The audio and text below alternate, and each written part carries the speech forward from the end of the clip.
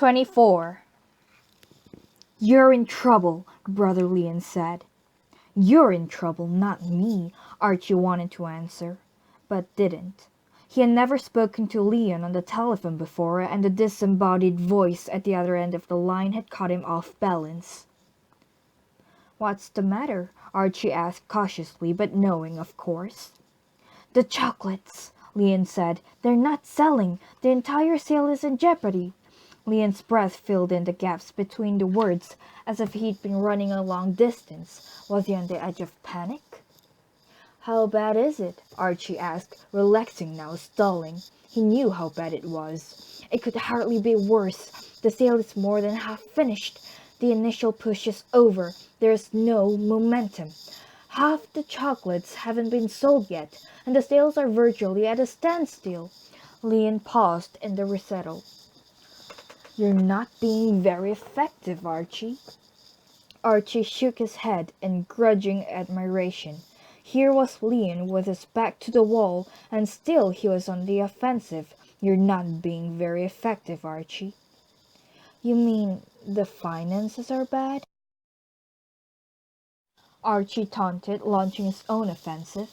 To Leon it may have sounded like a shot in the dark, but it wasn't.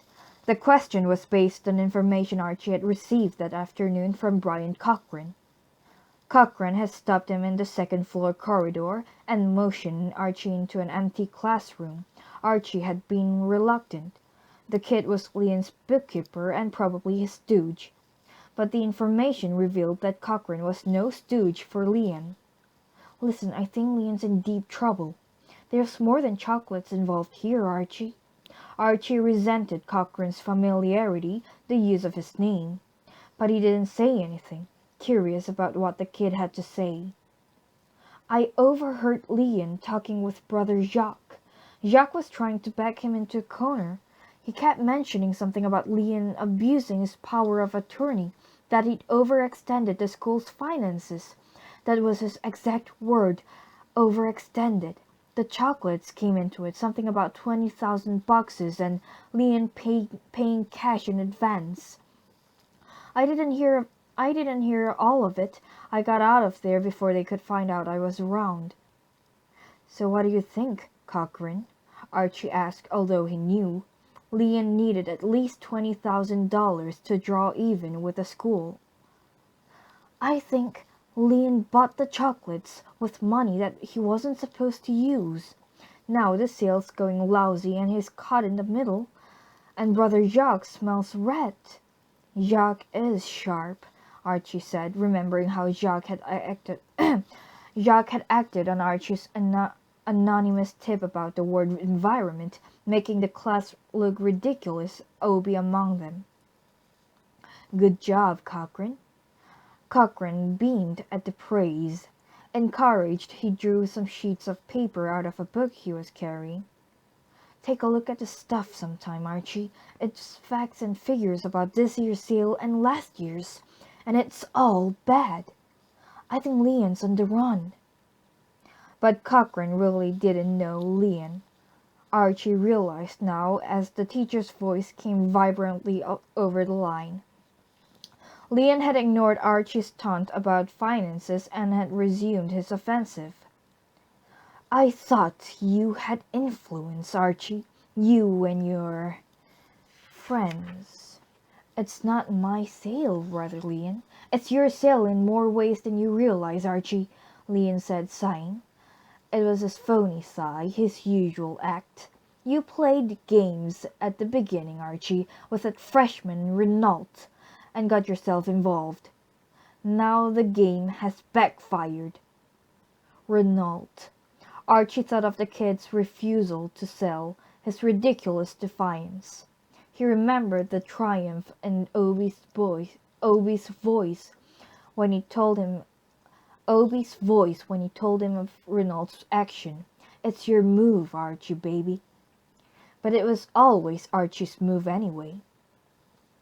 And he moved now. "Just a minute," he told Brother Leon. He put down the phone and went to the den where he removed Cochran's data from his U.S. history textbook. Returning to the phone, he said, I've got some figures here about last year's sale. Do you know they barely sold all the chocolates last year? Kids are getting tired of selling stuff. Last year it took a lot of prizes and bonuses to get the kids to sell only 25 boxes at $1 a box. And this year they're stuck with 50 boxes at $2 each. That's why the sale is falling apart, not because of games being played. Brother Leon's breathing filled the line as if he were some kind of obscene phone caller. "Archie," he said, whispering menace in the whisper, as if the information he had to impart was too terrible to be spoken aloud. "I don't care about fun and games. I don't care whether it's Renault or your precious organization or the state of the economy. All I know is that the chocolates aren't being sold, and I want them sold." "Any ideas about how?" Archie said, fighting for time again. Funny, he knew Leon wasn't in a precarious position, and yet there was always the danger of underestimating him. He still had the authority of the school behind him. Archie had only his wits, and a bunch of guys who were all big zeros without him.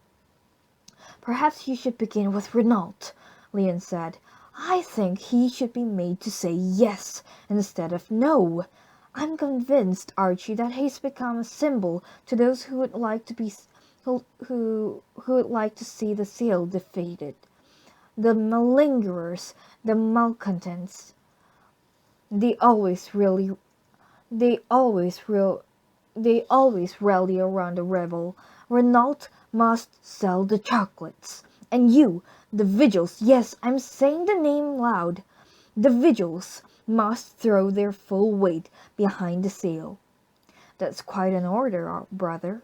"You've spoken the correct word, Archie. Order. It is an order." "I don't know what you mean, brother." "I'll make it clear, Archie. If the sale goes down the drain, you and the Vigils also go down the drain. Believe me." Archie was about to respond, tempted to let Leon know that he had learned about the financial trouble, but he didn't get the chance. Leon, that bastard, had already hung up, and the dial tone exploded in Archie's ear. 25. The summons looked like a ransom note. Letters cut out of a newspaper or magazine. Vigil meeting 2:30. The wackiness of the note, those crazy letters, made it seem childish and ridiculous. But the same touch of the childish also gave it an air of something not quite rational, faintly threatening and mocking. That was the special quality of the Vigils, of course, and Archie Costello. 30 minutes later, Jerry stood before the Vigils in the storage room. The nearby gym was occupied by fellows either practicing basketball or boxing calisthenics, and the walls echoed with thuddings, bouncings, and whistles blowing like a grotesque soundtrack. 9 or 10 Vigil members were present, including Carter, who was getting tired of this Vigil crap, especially when it meant he had to miss boxing, and Obi, who looked forward to the meeting with pleasure, wondering how Archie would proceed. Archie sat behind the card table. The table was covered with a scarf of purple and gold, the school colors.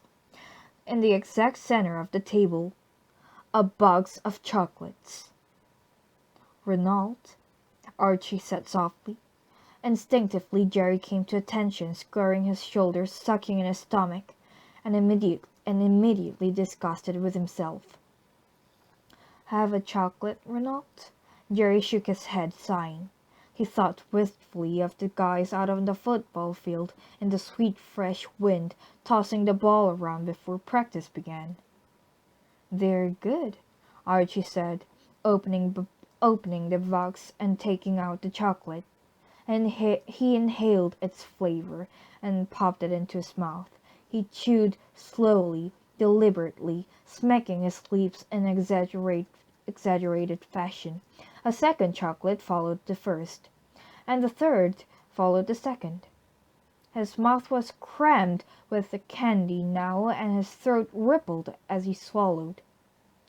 "Delicious," he said, "and only $2 a box. A baggin'."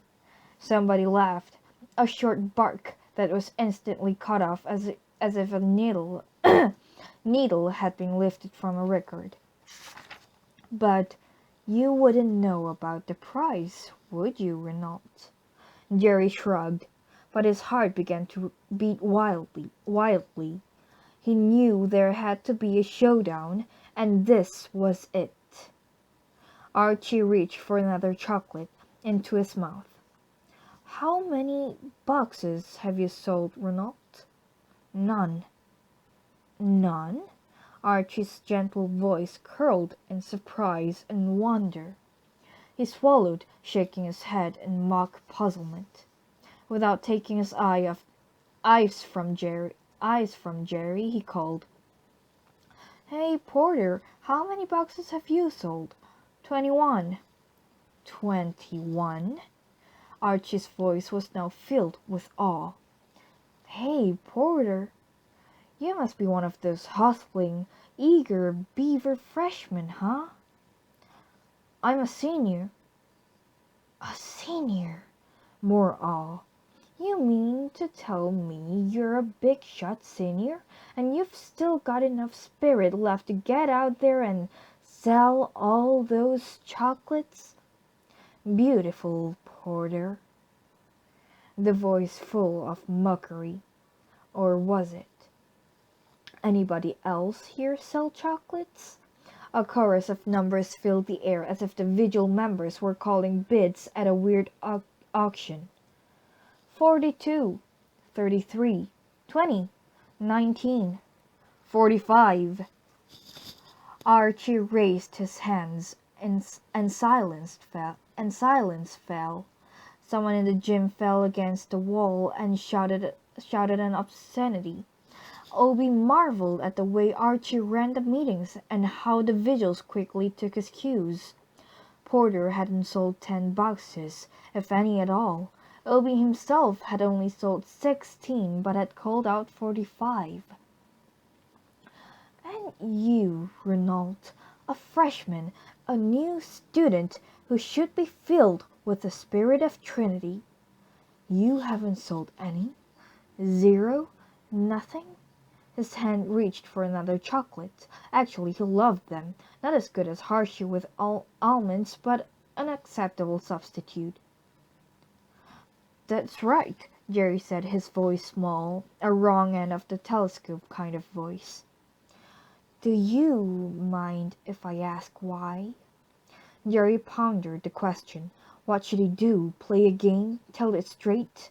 But he wasn't sure if it would make sense if he told it straight, especially to a room full of strangers. "It's personal," he said finally, feeling like a loser. Now he couldn't win. It had all been going so beautifully. Football, school, a girl who had smiled at him at the bus stop. He had edged close to her and seen her name written on one of her books, Ellen Barrett.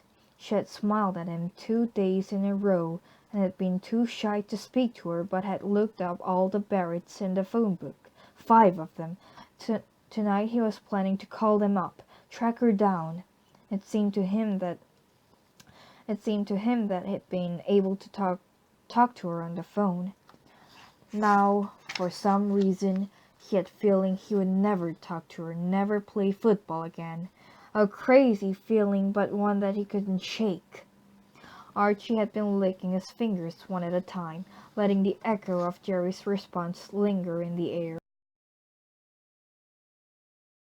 It was so quiet that he heard someone's stomach growl intimately. "Renault," Archie said, friendly, his voice conversational. "I'll tell you something. Nothing's personal here in the Vigils. No secrets here, understand?"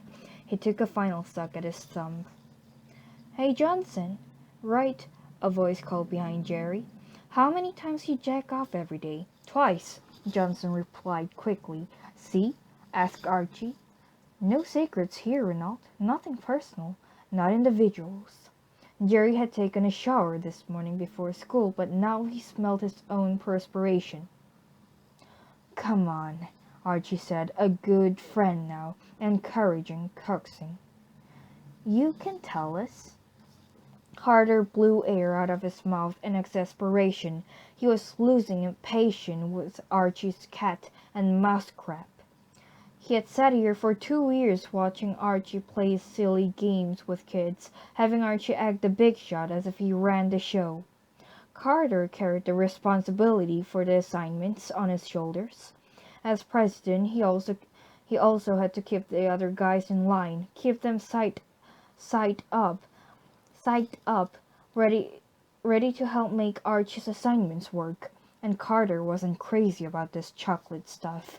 It was something beyond the control of the vigils. It involved brother Leon, and he didn't trust Leon as far as he could throw him. Now he watched the kid Renault looking as if he was ready to faint with fright, his face pale and eyes wide with dread, and Archie having fun with him. Jesus, Carter hated this psychological crap. He loved boxing, where everything was visible, the jabs, the hooks, the roundhouse swing, the glove in the stomach. "Okay, Renault, playtime is over," Archie said. The gentleness was gone from his voice, no chocolates in his mouth. "Tell us, why aren't you selling the chocolates?" "Because I don't want to," Jerry said, still stalling. "Because what else could he do?" "You don't want to?" Archie asked, incredulous. Jerry nodded. He bought time. "Hey, Obi." "Right," Obi answered, stung. Why the hell did Archie have to pick on him all the time? What the hell did he want now? "Do you want to come to school every day, Obi?" "Hell no," Obi responded, knowing what Archie wanted and giving it to him, but resentful as well, feeling like a stooge, as if Archie was the ventriloquist and Obi the dummy. "But you come to school, don't you?" "Hell yes." Laughter greeted the answer, and Obi allowed himself a smile. But a quick look from Archie wiped the smile away. Archie was dead serious. He could tell that by the way his lips were tight and thin, his eyes flashing like neon signs. "See," Archie said, swiveling back to Renault. "Everybody has to do things in this world they don't want to." A terrific sadness swept over Jerry, as if somebody had died, the way he felt standing in the cemetery that day they buried his mother, and nothing you could do about it. "Okay, Renault," Archie said, a finality in his voice. You could feel the room tense. Obi sucked in his breath. "Here it comes, the Archie touch. Here's your assignment. Tomorrow at the roll call, you take the chocolates. You say, 'Brother Leon, I accept the chocolates.'" Stunned, Jerry blurted out, "What?" "Something wrong with your hearing, Renault?" Turning aside, he called, "Hey, McGrath, did you hear me?" "Hell yes. What did I say?" "You said the kids should start selling chocolates." Archie returned his attention to Jerry. "You're getting off easy, Renault. You've disobeyed the vigils. That calls for punishment. Although the vigils don't believe in violence, we have found it necessary to have a punishment code. The punishment is usually worse than the assignment. But we're letting you off cheap, Renault. We're just asking you to take the chocolates tomorrow and sell them." Jesus, Obi thought in disbelief. The great Archie Costello is running scared. The word asking was the tip-off. A slip of the lip, maybe, but as if Archie was trying to bargain with the kid, asking, for crying out loud. "I've got you, Archie, you bastard." Obi had never known such sweet victory. The goddamn freshman was going to screw Archie up at last. Not the black box, not Brother Leon, not his own cleverness, but a skinny freshman. because Obi was certain of one thing as if it was a natural law like gravity. Renault wasn't going to sell the chocolates.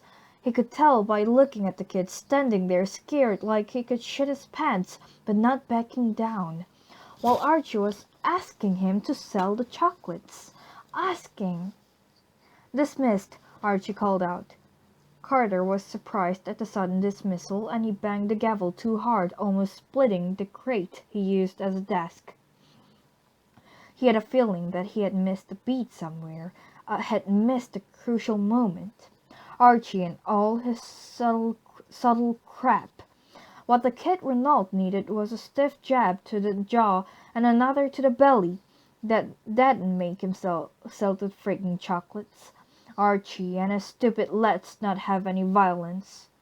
Anyway, the meeting was over and Carter felt like working out, or like working up a sweat with gloves and the big bag. He banged the gavel again.